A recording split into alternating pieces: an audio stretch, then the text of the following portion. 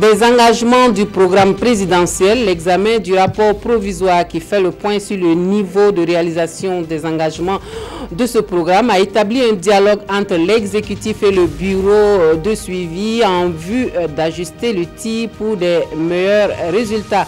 En Allemagne, Angela Merkel reconduite pour un nouveau mandat, une petite victoire. Les conservateurs ont réalisé un score historique. La difficile équation qui reste à résoudre pour la chancelière allemande, celle de la formation d'un gouvernement de coalition. Ce sont les titres qui seront développés pour vous dans ce journal. Bonjour à tous, merci de suivre les informations de la mi-journée sur la télévision du Burkina. Un très bon appétit si vous êtes à table. Et nous ouvrons ce journal par cette formation sur la budgétisation sensible au genre et aux droits des enfants au profit des parlementaires, des connaissances nécessaires sur la question du budget relatif au genre et à l'enfant qui devrait profiter aux députés au cours de la prochaine session parlementaire sur le budget. L'initiative est du GIZ et la coopération suisse. On suit l'ouverture des travaux ce matin à Ouagadougou avec Souleymane Sanou, Bouma Ernest Nebi. Ouvert ce lundi à Ouagadougou, cet atelier doit permettre aux participants de soutien sur la question du budget. Selon la présidente du caucus genre, l'Assemblée nationale, cette session de formation vise plusieurs objectifs. Et les questions du genre vraiment incitent beaucoup et les gens ont soif d'apprendre. Donc on s'est dit que ce serait bien que tous les 127 députés de l'Assemblée nationale soient bien outillés sur les questions du genre. Donc c'est ce qui nous a motivés à organiser cette deuxième atelier pour que tout le monde soit au même niveau de compréhension et que nous puissions en tout cas pouvoir défendre ces questions du genre. Si nous nous dotons des compétences, des capacités, et nous allons être bien outillés pour pouvoir en tout cas étudier les différents budgets, les analyser sereinement et puis faire ressortir les aspects genre et insister pour que ce soit pris en compte. Les partenaires, pour leur part, ne cachent pas leur satisfaction sur la tenue effective de ce séminaire qui, selon eux, va permettre au Burkina de s'affirmer sur la question du genre. Nous voudrions voir que les ministères sectoriels et le ministère des Finances, ils préparent les actions, les programmes qui pourront aider à améliorer la situation des groupes désavantageux pour leur aider à améliorer la situation. Et c'est pour ça que nous sommes très heureux d'appuyer les efforts des institutions financières et les autres institutions au Burkina d'avancer dans ce plan. Prévu pour une durée de 112 heures, cet atelier est le deuxième du genre après celui tenu à Koudougou en juin dernier. Le séminaire gouvernemental ce matin donc au premier ministère connaît la participation du bureau chargé du suivi des engagements du programme présidentiel. Le dialogue s'ouvre ainsi donc entre l'exécutif et la structure autour d'un rapport provisoire qui fait le point sur le niveau de réalisation des engagements en vue d'ajuster les tirs pour des résultats plus probants. On suit l'ouverture de ce séminaire avec Konsoun Koulibaly et Maïmouna Traoré. Selon le chargé du suivi des engagements du programme présidentiel, le rapport publié dans certains médias n'est pas authentique. Et de son avis, c'est le vrai rapport, mais encore provisoire, qui est présenté aux membres du gouvernement à ce séminaire. L'exercice consiste à instaurer un dialogue entre l'exécutif et le bureau de suivi, car le rapport a révélé des difficultés. Les difficultés sont surtout au niveau de l'appropriation de contenu du PNDS par les acteurs. La semaine passée, nous avons rencontré les maires et les conseillers régionaux. Leurs préoccupations, c'est qu'ils ne connaissaient pas, ils ne savaient pas ce qu'ils devaient faire pour contribuer à la mise en œuvre du PNDS. Et nous avons remarqué au niveau des ministères, il y a certains cadres des ministères qui n'ont pas une bonne compréhension du contenu du PNDS. C'est ça la principale difficulté. Et l'autre difficulté, c'est, comme on l'a dit, les mécanismes à l'intérieur d'un même ministère ou entre plusieurs ministères pour permettre le déblocage rapide des fonds et la réalisation des activités. Cette rencontre a permis au ministre de faire des observations, d'apporter des informations complémentaires et ensemble, ils ont proposé des solutions. Les solutions qui ont été envisagées, c'est une meilleure responsabilisation des acteurs. Et les acteurs, c'est le gouvernement, c'est les collectivités territoriales telles que les régions et les communes qui doivent tous s'approprier le contenu du PNDS. Le PNDS, c'est le référentiel qui contient les engagements du président du FASO. Ça, c'est un. Deuxièmement, nous avons proposé que il y ait un meilleur dialogue entre les acteurs pour éviter des discordances, pour éviter que les gens se tiraillent, ce qui retarde la mise en œuvre et permet donc d'accélérer en particulier les décaissements des financements. Toutes ces solutions visent à corriger les insuffisances afin de permettre une meilleure exécution des engagements du programme présidentiel. Les structures déconcentrées de la santé dans la Comoué reçoivent la visite du chef du département de tutelle. Une tournée de prise de contact et d'échange sur les préoccupations du moment dans la localité. Nicolas Meda Banfora décline sa vision du système de santé au Burkina Faso aux acteurs de la région. La synthèse de la tournée avec Karim Ilboudo et Siriki Milogo. Le ministre de la Santé en tournée dans la région sanitaire du Sud-Ouest. Au CMA de Dano et de Diebougou en passant par le centre médical et le chercheur de Gawa, Nicolas Mida est venu féliciter et encourager les agents de santé de cette partie du Burkina. Occasion également pour le ministre d'expliquer la nouvelle vision de son département. Un plan de transformation du ministère de la Santé à l'aide du PNDS, le plan national de développement économique et social. Le premier objectif ou le premier effet attendu du plan national de développement économique et social, c'est rendre les soins de santé de qualité accessibles à tous. C'est ça qu'on appelle en français compliqué la couverture sanitaire universelle. Et c'est ça que nous sommes en train de chercher à mettre en place à partir de la base. Promouvoir un système de santé qui valorise la prévention et qui fait de l'approche communautaire des soins de santé primaires le socle de la marche du Burkina Faso vers la couverture sanitaire universelle. C'est l'ambition qui se fixe donc le ministère de la Santé, une vision saluée par les acteurs. Le personnel attendait peut-être un discours politique. Voilà, nous allons revenir, réflexionner, nous allons donc construire des bâtiments, nous allons vous doter de motos, de véhicules de supervision. Mais le ministre est allé au-delà.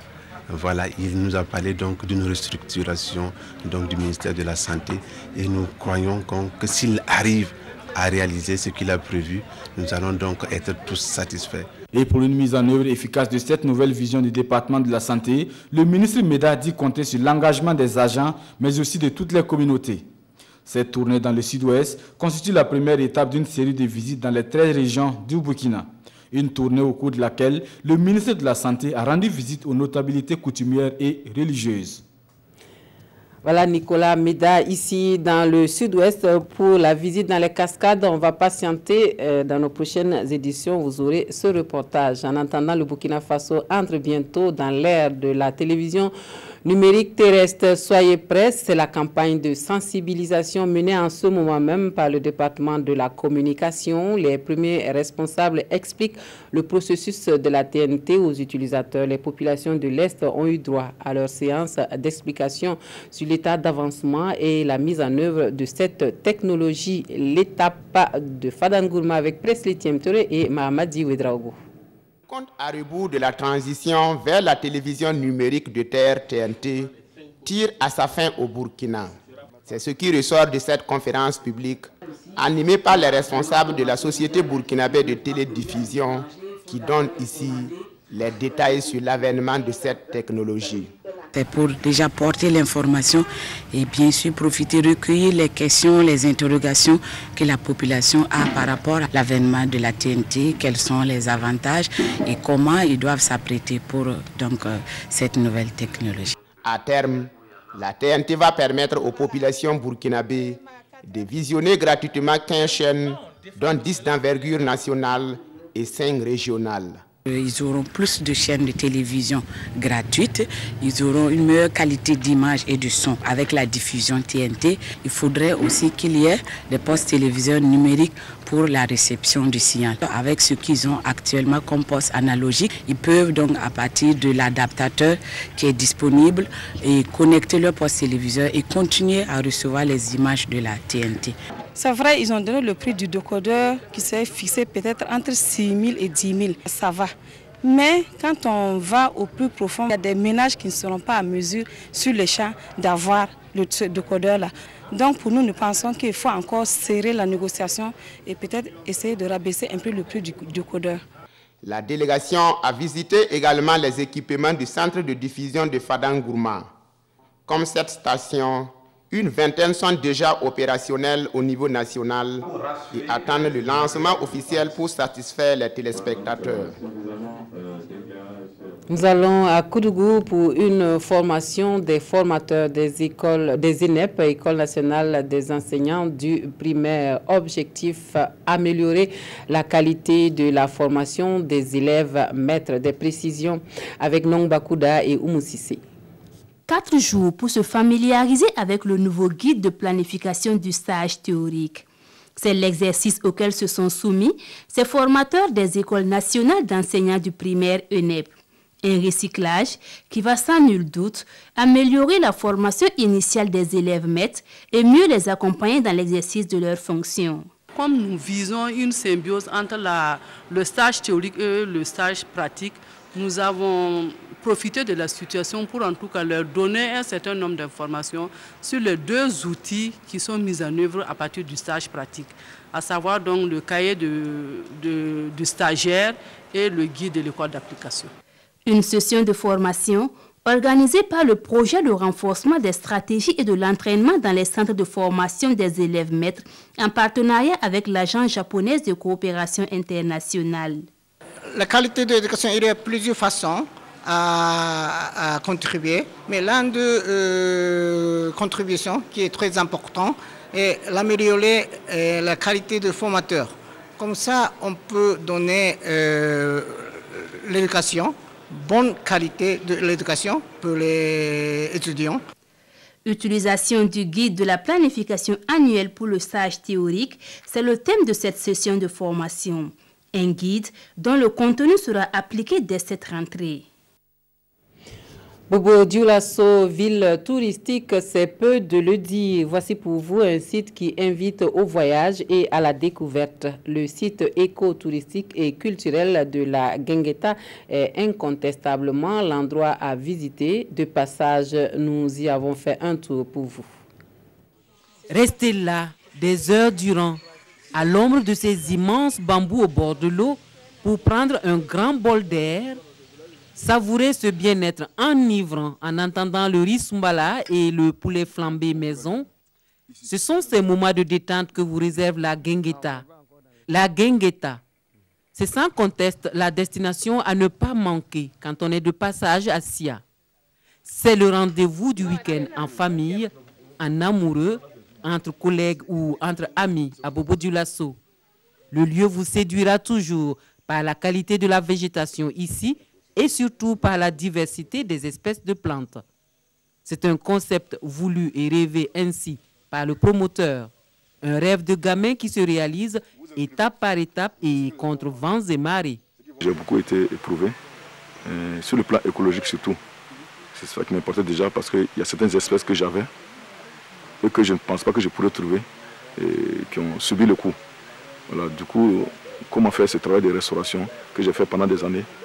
Et là, la question se pose. Je suis en train de lutter en ce sens-là. Heureusement que certains commencent à pousser. Vous savez très bien, il y a beaucoup qui n'étaient pas de nos sols. De notre sol, bien sûr. Voilà, donc, quand on a travaillé, on a arrosé, on a mis tous les moyens et approché les techniciens pour ça. Ce petit coin paradisiaque qui vous ouvre ses portes tous les jours de la semaine et durant toute l'année est une invitation au voyage, à la flânerie. C'est un endroit qui attire de milliers de visiteurs chaque année et dont la réputation a depuis longtemps dépassé les frontières de Sia. Mais le pari est loin d'être encore relevé, nous dit l'initiateur, car le projet est un tout et la suite c'est pour bientôt. Je suis en train de reproduire une forêt naturelle ici. Donc la bande que vous voyez là, la bande caillouteuse, voilà, elle représente une forêt naturelle dans ce que je suis en train de faire. Donc ça veut dire quoi? J'ai fait des prélèvements d'espèces dans la forêt et que j'ai fait déménager ici.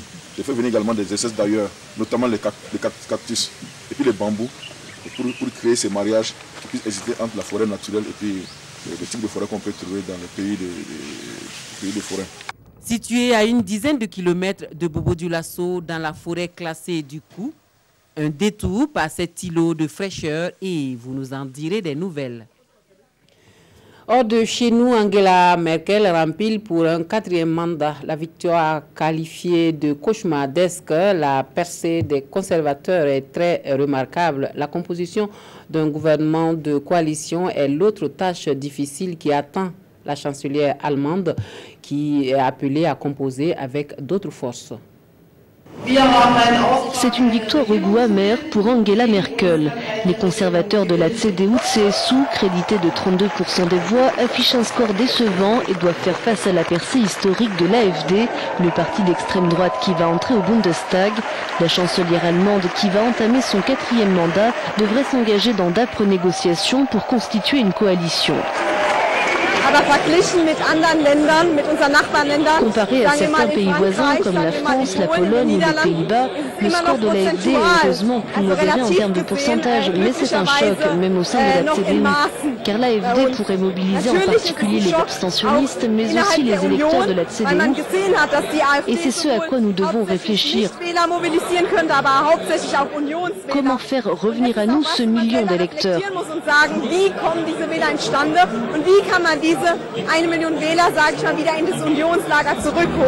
Pour gouverner, Angela Merkel devrait s'allier aux libéraux, mais pourrait aussi avoir du mal à se passer des écologistes. Il nous faut un gouvernement qui pense au futur, qui relève les défis écologiques et économiques, et je pense que pour ce faire, une coalition étroite est plus adaptée.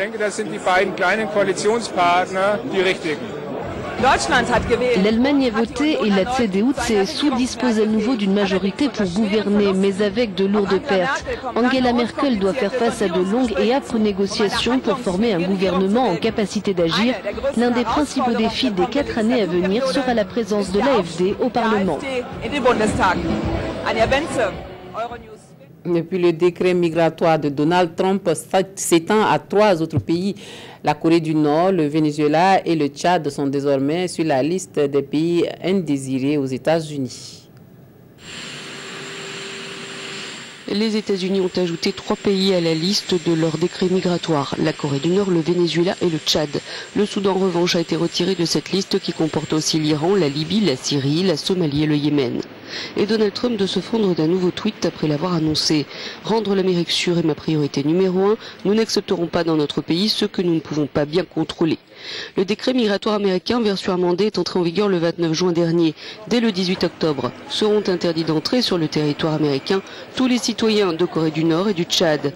Concernant le Venezuela, l'interdiction se limite aux membres d'une longue liste de responsables gouvernementaux, fonctionnaires des ministères de l'Intérieur et des Affaires étrangères, de forces de police, des services de renseignement et à leurs familles.